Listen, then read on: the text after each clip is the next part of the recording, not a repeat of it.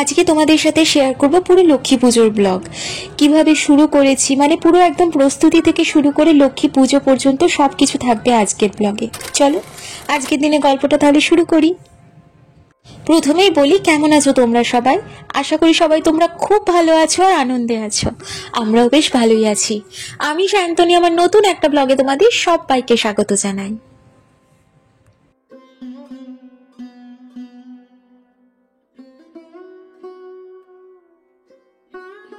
লক্ষ্মী পুজো করবো যখন ভেবেছি, তখন তো নারকেল নাড়ু বানাতেই হবে। নারকেল নাড়ু ছাড়া লক্ষ্মী পুজোটা ঠিক মানে ভাবতেই পারি না। ছোট থেকে নারকেল নাড়ুটা বিজয়া দশমীর পর থেকেই বানানো হয়, লক্ষ্মী পুজোর জন্য তুলে রাখা হয়, এটাই দেখে এসেছি। তবে আমি নারকেল নাড়ু খেতে যতটা ভালোবাসি ততটা বানাতে পটু নই। মানে কোনোদিন তো বানাতে হয়নি। বিয়ের পরে মানে আমার শ্বশুর বাড়িতে নারকেল নাড়ু বানানোর কোনো প্রচলন নেই, কেউই অতটা খায়ও না।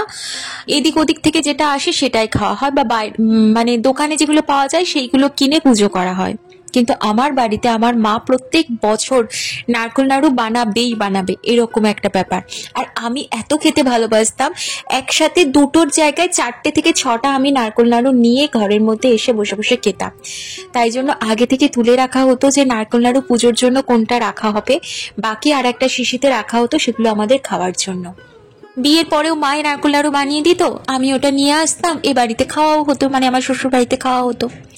তো এবারে পুজো যখন করছি একটু তো নারকেল নাড়ু বানাতেই হবে, তাই জন্য এখানে যে ওই যে ডেসিকেটেড কোকোনাট পাওয়া যায় না, মানে নারকেলের গুঁড়ো পাওয়া যায় রেডিমেড, ওটা নিয়ে এসেছিলাম 500 গ্রামের একটা প্যাকেট। সৌমিকার থেকেই জেনে নিয়েছিলাম কিভাবে ও বানায়, সেই রকম ভাবেই বানিয়েছি। গুড়ের নারকেল নাড়ুও বানিয়েছি, আবার একদম সাদা যেটা চিনির নারকেল নাড়ুও বানালাম। দেখতে ভালো লাগবে। আমার মোট 500 গ্রামের থেকে 100 গ্রাম সরিয়ে রেখে দিয়েছিলাম, যাতে ওটা একটু রান্নাতে তরকারিতে কখনো দিতে লাগলে দেব। আর 200 গ্রাম করে দুটো বানিয়েছি, মোটামুটি 40-41টা মতো হয়েছে। আর সবগুলো সাজিয়ে দেবো যখন, তখন দেখতেও খুব সুন্দর লাগবে। তাই একেবারে এইটা একদম একটা পাত্র নিয়ে নিয়েছি, এই পাত্রটাতে একেবারে সাজিয়ে রেখে দিচ্ছি। এটাই পুজোর সময় পুরোটা ধরে দিয়ে দেবো।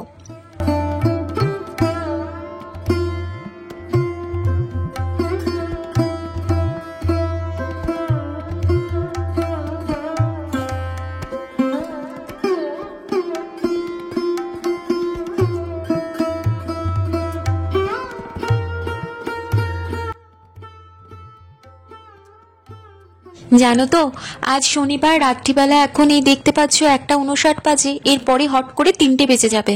2 থেকে 3টে ঘন্টাটা পুরো ডিলিট হয়ে যাবে। মানে আজ থেকে এখানে ডে লাইট সেভিং অন হচ্ছে। মানে আজ থেকে ইন্ডিয়ার সাথে আমাদের টাইমের পার্থক্য হয়ে যাচ্ছে 5.5 ঘন্টা। এতদিন ছিল 4.5 ঘন্টা। আমরা সবাই মিলে তাই জন্য রাত্রিবেলা একসাথে জড়ো হয়েছিলাম ওই টাইমটা সবাই ক্যাপচার করবার জন্য। তারপর একসাথে সবাই মিলে একটুখানি গার্লিক ব্রেড বানালাম, চা খেলাম, আর ভোরটা দেখবার জন্য যে আজ থেকে অন্যরকম ভাবে দিন, মানে আজকের পর থেকে না তোমার দিনের আলো অনেকক্ষণ পর্যন্ত স্থায়ী হবে। 7:30 8টা পর্যন্ত তো এখন হবে, যত টাইম বাড়বে ডিসেম্বর মাসের 8:30 9টা পর্যন্ত, 9:30 পর্যন্ত দিনের আলো থাকবে। এই দেখো ভোরটা কি সুন্দর লাগছে না? তাই তোমাদের সাথে শেয়ার করবার জন্য আমরা আজকে ভোর পর্যন্ত সারা রাত জেগেছিলাম। ভোরবেলা দেখে, সূর্য ওঠা দেখে ঘুমাতে গেছি।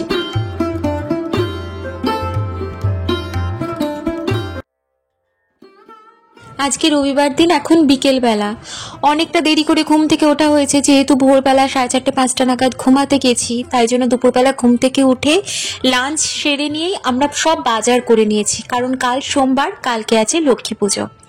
তাই এখন সন্ধেবেলাতে সোনালকে ডেকে নিয়েছি, ও আর আমি দুজনে মিলে সবজিগুলো কেটে নেব। ও বলেই ছিল আমাকে সবজি কাটাতে সাহায্য করে দেবে। আর এত সবজি একা কাটা কেটে কালকে রান্না করা পসিবল নয়, তাই জন্য এখন সন্ধ্যে থেকে শুরু করে রাত্রিবেলার মধ্যে সমস্ত সবজি কাটা হয়ে যাবে। আমি অনেকটা পুঁই শাক এনেছি, পুঁই শাকটা আমি পরিষ্কার করে নেবো। ও কুমড়ো সমস্ত সবজি ও কেটে দিচ্ছে। আর আমি আজকে রাত্রিবেলাতে পায়েসটাও বানিয়ে রেখে দেব। এই সবজি কাটা আর পায়েসটা বানানো হয়ে গেলে বাকি রান্নাগুলো কালকে করব। পুঁই শাকটা বেশ অনেকটা পেয়ে গেছি, হাফ করলাম আর একটুখানি রেখে দিচ্ছি, পরে বানাবো। কারণ যা সবজি আছে তার সাথে পুঁই শাক হাফ করলেই হয়ে যাবে। আমাদের এই ভিক্টোরিয়া মার্কেটে সব ধরনের শাক মোটামুটি পাওয়া যায়। তার মধ্যে আমার সব থেকে ভালো লাগে পুঁই শাক খেতে, কলমির শাক খেতে, আর ওই যে নোটের শাক খেতে। আর হ্যাঁ, লাল শাক খেতেও খুব ভালো লাগে, সব কিন্তু পাওয়া যায়।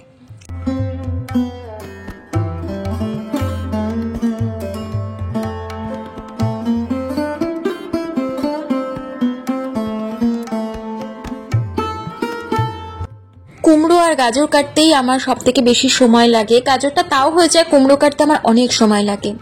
সোনাল এসে ঝটপট সমস্ত সবজি কেটে দিয়েছে। 5 রকম ভাজা করব, সেই সমস্ত সবজিও লাগবে। আবার লাবড়া বানাবো, যার জন্যই ওই পুঁই শাকটা কেনা। লাবড়ার মধ্যে একটুখানি বরবটি দেবো, গাজর দেবো, আলু দেবো, তারপরে শিম কিনেছি, শিম দেবো। বেগুনটা দিতে পারবো না, বেগুন দিলে খুবই ভালো হতো, কিন্তু সোমনাথের অ্যালার্জি আছে, তাই জন্য বেগুনটা দেওয়া যাবে না। আর 5 ভাজার সমস্ত কিছু করে নিয়েছি। আর এদিকে আমি প্রায় 2.5 লিটার দুধের একটু পায়েস বানিয়ে নিচ্ছি। পায়েসটা বানিয়ে ঠান্ডা হতে হতে সকালবেলা, মানে সকালবেলা একটু বসা বসা তাহলে হয়ে যাবে। এখন সকালবেলা তোমাদের দেখিয়ে দিচ্ছি, সমস্ত সবজি কেটে একদম আমার টেবিলের ওপর রাখা রয়েছে, আর এদিকে পায়েসটাও একদম বসে গেছে। এবার বাকি রান্নাগুলো ঝটপট করে নিই। এই সময় আর খুব বেশি ভিডিও করতে পারিনি, কারণ সোমনাথ বেরিয়ে যাওয়ার পর সমস্ত কিছু রান্না স্টার্ট করেছি। তো ওই আর কি, একা হাতে রান্না করছি, আবার ভিডিও করতে গেলে সবকিছু করে উঠতে পারবো না ঠিক করে। আলুগুলো ওই গোল গোল করে কেটেছি ওই 5 ভাজাতে দেবো বলে। আলু, কুমড়ো, বেগুন, ফুলকপি আর ওই ঢ্যাঁড়স মানে ভেন্ডি ভাজা, এই 5 ভাজা করব। এদিকে আলুর দমটা রেডি হয়ে গেছে, আর লাবড়াটা এখানে হচ্ছে। জানো তো, আজকে কথা ছিল সোনাল এই বিকেলের দিকে, দুপুর বিকেলের দিকে ওর যা যা প্যাকিং লাস্ট মোমেন্টে করার আছে সেগুলো করে আমার কাছে চলে আসবে। কারণ আজকে সোমবার, আগামীকাল মানে মঙ্গলবার রাত্রিবেলাতে, অ্যাকচুয়ালি বুধবারই বলা যায়, রাত্রিবেলা 12টার পরে আর কি ওর ফ্লাইট আছে। তাই জন্য লাস্ট মোমেন্টে প্যাকিংটা করে আমার কাছে চলে আসবে কথা ছিল, কিন্তু অদ্ভুত একটা মিসহ্যাপ হয়ে যায়। কারণ তার জন্য ওকে আর কি মঙ্গলবার মানে আগামীকাল সকালই ওকে বেরিয়ে যেতে হবে 10টা 10:30টার মধ্যে। আবার করে আর কি ফ্লাইট রিস্কেডিউল করা হয়েছে। ওর শাশুড়ি হঠাৎ করে ডেথ হয়ে গেছে, মানে আমাকে সবজি টবজি কেটে দিয়ে চলে যাওয়ার পর রাত্রিবেলাতে ওর কাছে খবর আসে যে এরকম একটা মিসহ্যাপ হয়ে গেছে। তাই আমারও মনটা খুবই খারাপ।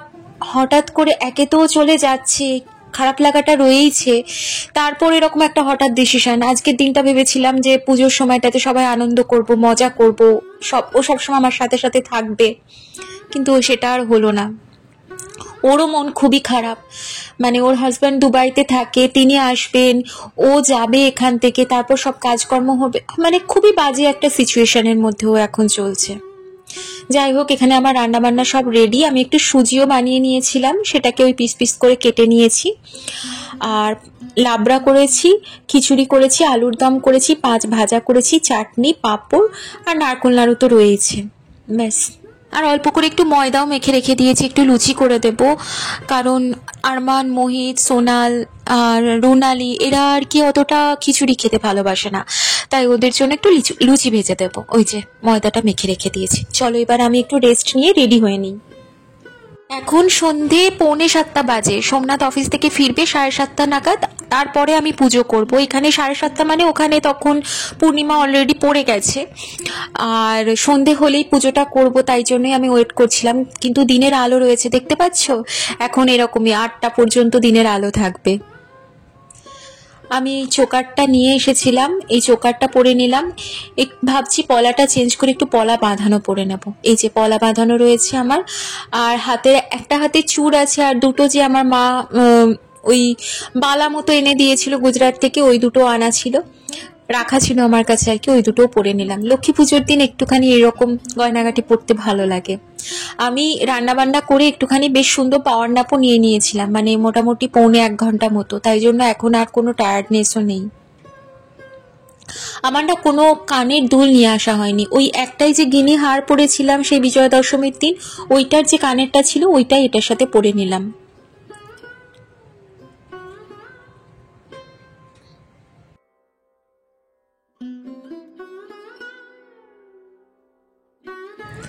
ব্যাস, আমি মোটামুটি রেডি। কেমন লাগছে বলো। খুব বেশি কিছু চুলটা করতে পারলাম না, জানোই আমি চুল বাঁধাতে একটু কাঁচা, একটা গাটার মতো ছিল, সেটাই আর কি চুলটা পিছনে বেঁধে নিয়েছি। এখন ঘরটা স্থাপন করে নিই, ঘরটাতে ওই স্বস্তিক চিহ্ন এঁকে নেব, তার মধ্যে আমরা জলের মধ্যে দিয়েই আম্রপল্লবটা রাখি। তো ওই মানে আমি আমার মাকে তাই দেখেছি, প্রত্যেক বৃহস্পতিবারে ঘট বদলায়। এবার এখানে না আম্রপল্লব ওইভাবে পাওয়া যায় না, আমের পাতা পাওয়া যায়, সেইগুলোই ওর মধ্যে ঢুকিয়ে ঢুকিয়ে আম্রপল্লবের মতো করে নিয়েছি, মানে আমের শাখা যেটা বলা হয়, আমের শাখার মতো করে নিয়েছি। ঠাকুরের জায়গাটা একদম পরিষ্কার করে নিয়েছি, একটা লাল কাপড় কিনে নিয়ে এসেছিলাম, এগুলো সবই আমি ইন্ডিয়ান স্টোরেই পেয়েছিলাম। তো সেই কাপড়টা নিয়ে এসে পেতে দিয়েছি, ঘট স্থাপন হয়ে গেছে। তারপরে এই যে এটা সোমনাথ লাগিয়ে দিয়ে তারপর অফিসে গেছিল। এই দিকটা আর লাগানো যায়নি, একদিকে ওই রকম করতে পারা গেছে। এই মানে ওগুলো আর্টিফিশিয়াল ফ্লাওয়ারেরই মালা, সেইগুলো দিয়ে আটকে দিয়েছি। এই ঠাকুরের জায়গার সামনেও একটা ওরকম আটকে দিয়েছি, যাতে একটু সিংহাসন সিংহাসন ফিলটা আসে। ঠাকুরের ভোগ হিসাবে একটা ভোগ রেখেছি, আর বাকি নৈবেদ্য হিসাবে ওই নারকোল নাড়ুর একটা প্লেট রেখেছি, 5 ফলের একটা প্লেট রেখেছি, মুড়ির মোয়ার একটা প্লেট রেখেছি, আর একটাতে রেখেছি সব রকম ফলই আর মিষ্টি, সেগুলো আর কি কেটে যেরকম দেওয়া হয়। এইটুকু করতে পেরেছি, মানে আমি এর থেকে বেশি কিছু জোগাড়ও করতে পারিনি, এর থেকে বেশি কিছু আমি জানিও না। তোমাদের যদি কিছু জানা থাকে তাহলে আমাকে জানিও, এর পরের বার তাহলে আমি ওগুলো করে উঠতে পারবো। এখন মোটামুটি সবাই চলে এসেছে যারা পুজোয় থাকতে পারবে। সোনাল তো পুজোতে থাকতে পারবে না, ও পরে আসবে। আমি তাই সমস্ত ঠাকুরকে পুজো অর্পণ করে আমি আমার লক্ষ্মী পুজো শুরু করছি।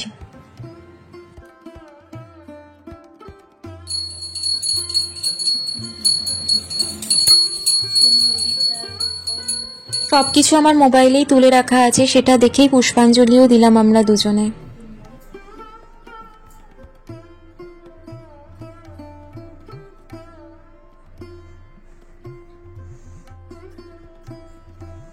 नमस्ते सर्वदेवानां वरदासि हरिप्रिये जागय नमः। इमां देवी महालक्ष्मी नमस्तुते। ओम लक्ष्मी देवाय नमः।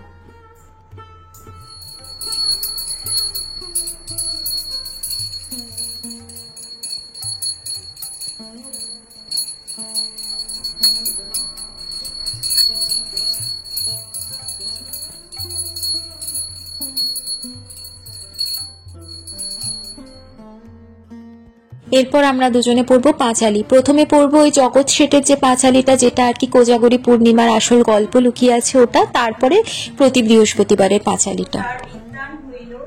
দিল্লীশ্বর শুনি তাহার তাহারই রাখিল, রাজ্যসভা মাঝে শিশু শাস্ত্র লাভ করে, জ্ঞান দেখি দিলীশ্বর আনন্দ অন্তরে। বাদশাহ বলে হে জগৎ গুণমুগ্ধ আমি, যা চাহিবে তাহা দিব কিবা চাহ তুমি। জগৎ শুনিয়া তাহা বলে দিলীশ্বরে, তাহাকে বাদশাহ আদেশে ঘোষণা করিল, কোজাগরী দিনে কেউ চালিবে না। এটা সখী পদ্মাবতী আনন্দিত হয়ে জানিল বিবেক বাতি কোজাগরী। গঙ্গা স্নানে গেল, গঙ্গা জলে পদ্মাবতীর নাম তোলা গেল। জগতের দিনে লক্ষ্মী সত্যবদ্ধ হয়ে হরিণের চিরকাল অচলা হল। জগৎ এরপর প্রতি বৃহস্পতিবারের ওই পাঁচালিটা পড়ে পুজো শেষ করব।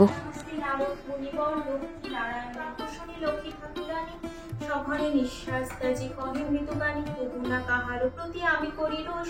মর্তবাসী দুঃখ পায় নিজ কর্মদোষ, যাও তুমি ঋষি কারণে যায় পরাণ ত্যাজিতে। হেন কালে ছদ্মবেশে দেবী নারায়ণী, বন মধ্যে উপনীত হলেন আপনি। মধুর বচনে দেবীজি কাঁদিতে কাঁদিতে বৃদ্ধা অতি দুঃখ পড়ে, তাহার ভাগ্যের কথা বলিল লক্ষ্মীরে। সহিতে না পারিয়া আর সংসার যাতনা, ত্যাজি বলিতে বলিতে লক্ষ্মী নিজ মূর্তি ধরি বৃদ্ধারে দর্শন দিল।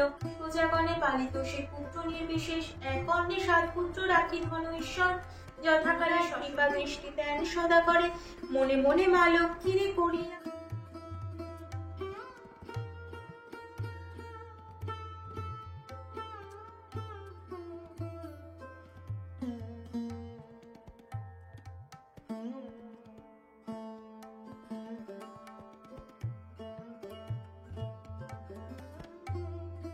এরপরে সৌমিকারাও চলে এসেছিল, সবাই প্রসাদ খেয়ে একটুখানি খেলাধুলা করছিল, তাস খেলা, সবাইয়েরই খুব প্রিয় তাস খেলা। তারপরে ভোগ খাওয়া, আনন্দ করা, গল্প করা, বেশ সুন্দর কাটলো পুজোর সময়টা। শুধু আমি সোনালকে মিস করছিলাম। এরপর সোনালকে ডেকে নিই, ও চলে আসে। ও পুজোর সময়টা থাকবে না বলেই দিয়েছিল, যেহেতু এই মাত্র এরকম মিসঅ্যাপটা হয়েছে। কিন্তু আমি ওকে বলেছিলাম তুই প্রসাদ খেতে পারিস, অবশ্যই প্রসাদ খেতে আসবি। আমি জাস্ট আগের দিন ভেবেছি, আগের দিন বলেছিলাম তোমরা একটু এসো, আমি একটু ছোট করে পুজো করবো, আর সবাই এসেছিল। আমার না খুব ভালো লেগেছে। এখন পরের দিন মানে মঙ্গলবার সকালবেলা সোনাল একদম রেডি হয়ে গেছে, এবার বেরিয়ে পড়বে। 10:30 বাজে। ও কিচ্ছু খেয়ে বেরোবো না বলছিল, তাই জন্য আমি ওই যে পায়েস বানিয়েছিলাম আর সুজির হালুয়া বানিয়েছিলাম কালকের প্রসাদের, ওটাই নিয়ে এসে দিলাম। ওটা খেয়েই ও বেরিয়ে পড়লো। তো আমি লাস্ট মোমেন্টটা আমাদের দুজনের ক্যাপচার করে রাখলাম আমাদের সারা জীবনের জন্য। আর কোনোদিন কখনো দেখা হবে কিনা সেটাও আমি জানি না, আর আমি কিছু এখন ব্লগে বলতেও পারবো না। তোমাদের জন্য ওই অরিজিনাল সাউন্ডটাই রেখে দিলাম। তো আজকে ভিডিওটা এখানে শেষ করছি। কেমন লাগলো তোমরা জানিও। সবাই ভালো থেকো, সুস্থ থেকো। দেখা হচ্ছে নতুন একটা ভিডিওর সাথে। বাই।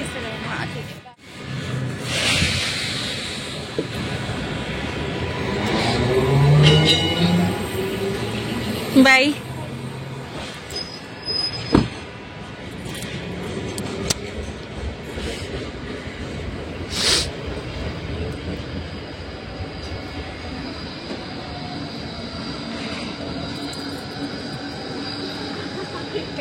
Thank you. बाय।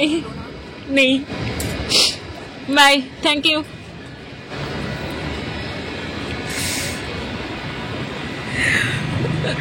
जा रही हूँ।